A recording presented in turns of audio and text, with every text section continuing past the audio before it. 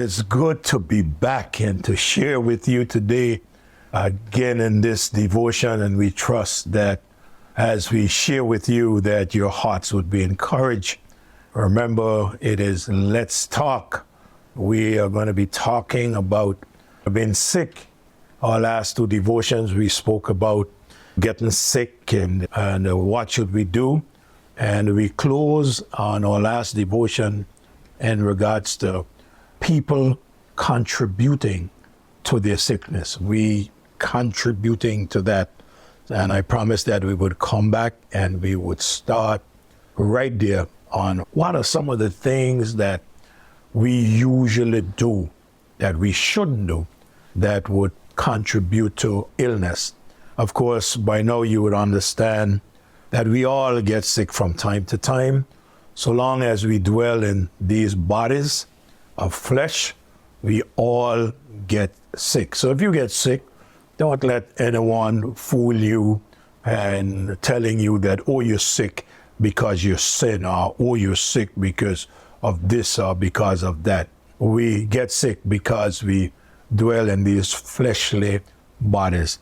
Pastor Collins is with me, and we are going to be sharing a few ideas on what do we do at times to contribute to our sickness. Pastor Collins, I would let you go first. What are some of the things you think that we do, if we would do less of, that we may be more healthier? I think sometimes we neglect the important things that would help us prevent getting sick, prevent getting injured, and help us to recuperate faster. If you do so, for example, not getting enough rest.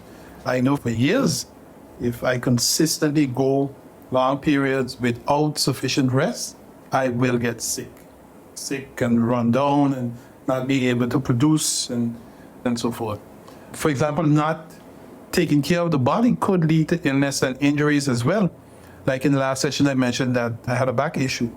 If I was doing the right exercises, if I was busy lifting that box the right way, correct, I would not have gotten injured. I would not have gotten injured.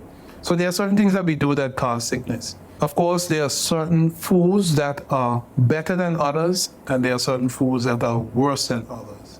Eating too much or consuming too much of the foods that are not good could break down our body, could break down our immune system and our defenses, and cause us to get sick.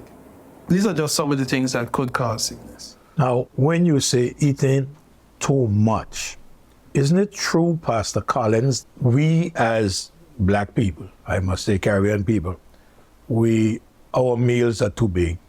Many times, yes. Our portions are too big. And here's what I have learned, and this is what I've been trying now for the past months. I try to have smaller portions, and even if the portion is, the normal Black man portion, I try to divide that into 3 or 4 times for the day. The reason why I do that, I was studying, the body and fat the other day, and I found out that the food that we eat, the body uses X amount. And after that, all we eat after that is stored into fat. So even if I were to eat a large meal, let's say 11 o'clock, and thinking that I would not feel hungry at 4 o'clock, no, that's not true. What I ate, what was too much, will be stored in fat.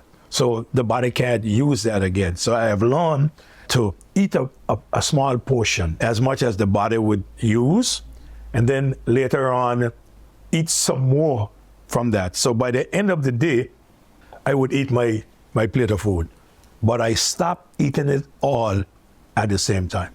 That's some sound advice. I think what we have been accustomed to is eating as much as we could get into our guts. But I think a better idea may be, of course, what you're saying, and looking at it to the point of eating enough to make it to the next meal. We don't have to eat enough now to cover 24 hours today. No, we just need to eat enough now to have that energy and have what we need to make it to the next meal. Because after we reach the next meal, we'll eat some more and continue. But I agree with you. Many times our portion sizes are just too large. And even the mix of food for us many times has not been good. We focus a lot more on meat. The Caribbean people love meat. We have a lot of meat and a few greens. And sometimes laughable to see the little bit of greens on the plate. We have this huge amount of meat, and sometimes we even have a lot of carbohydrates, rice and starchy stuff and macaroni and all these type of things that taste good. But many times the mix isn't the best for our bodies. And we need to pay attention to that. Yeah. What I have noticed also, ever since I was small, that when a certain portion is on a plate, we believe that we got to eat it all off, eat everything off, so the plate could get washed and look like we would wash it before we put it in the water. So we've been eating everything, and I grew up hearing that if you don't eat the food, that's bad manners. That is bad manners not to eat the food. But the older I become, I have learned that I don't need to eat all of that. And there's something good that has happened to me, Pastor Collins, in regards to eating. Now, there's some folks that have lunch with us on Sundays, and they picked it up now for months. And that is, ever my stomach had enough, I begin to cough. And that is serious. There are those who have lunch with us would say, Pastor, you had enough already? And I would just start to cough. And I even thank God for that. It tells me, okay, that's your cutoff point for now. Now I could go on eating, but for some reason or another, I begin to cough and I had enough, and that becomes my cutoff point. And I thank God for that. Do you have a cutoff point? Yeah, I do. I don't cough or anything like that, but I could feel like, okay, this is enough, this is going to take up enough space. Sometimes I could just look at the plate and say, I ain't gonna finish this. I ain't gonna finish this at all. That's why many times I would like to put out my own food, because I know the mix that I want and I know how much I want. And others who would put out food for you would look at you and say, oh, hey, you're a big guy, you need a lot of food. Yes. And sometimes they want to treat you so nice, and they believe giving you a lot of food is a nice thing. And they're doing it out of their hearts. But me consuming all of that. And the truth is, a lot has changed from the time I was younger. When I was younger, we guys, if it ain't moving, we eat it. Keep eating till none is left. And I believe the truth of the matter is, in many of these cases, it is gluttony. We just want, and we go beyond need and just want and try to devour everything. And if we want to look at our own bodies, our bodies would tell us whether we're eating too much, not eating enough, if the mix is right, if the mix isn't right. And when I was younger, to a certain degree, food eating, my belly was my God, I would say. And you could have seen it because it was the biggest thing I made. But later on, I decided, hey, I need to have a better relationship with food and cut down on a lot of those things. And you could see it. I could see it and I could feel it. Yeah. Yeah, it seems like when we were growing up small, we didn't have a lot to eat. So now that we got more to eat, we just eat everything. And another thing that some of us do, I did a lot of that when I got back from Africa. If the children just playing around with the food, you don't want to throw it away. It seems like it's a sin to throw away food. But we eat it. And that's the worst place to throw it.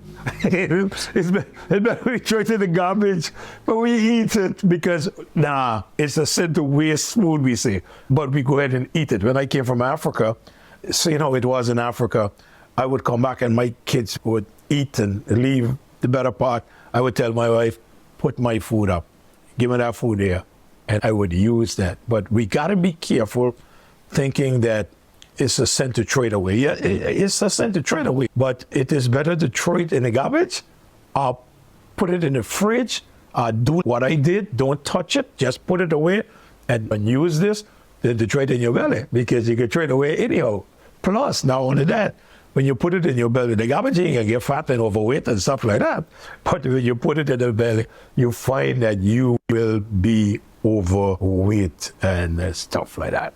Any closing thoughts? Yes, when it comes to being healthy, we need to be very careful in what we eat, how much of it we eat, when we eat it, and so forth. Because just making a simple change like that could make a lot of difference in our lives.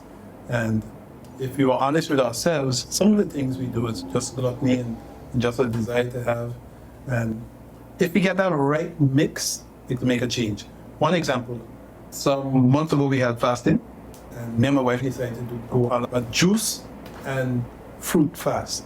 So we would juice vegetables, some vegetables along with fruit, and eat fruit throughout the day.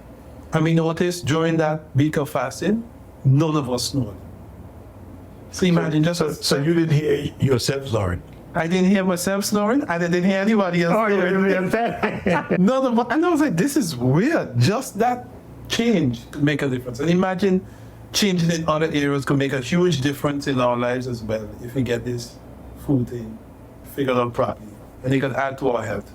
We are so happy that we can share with you today, but we'll be back next Saturday to share with you again on Let's Talk.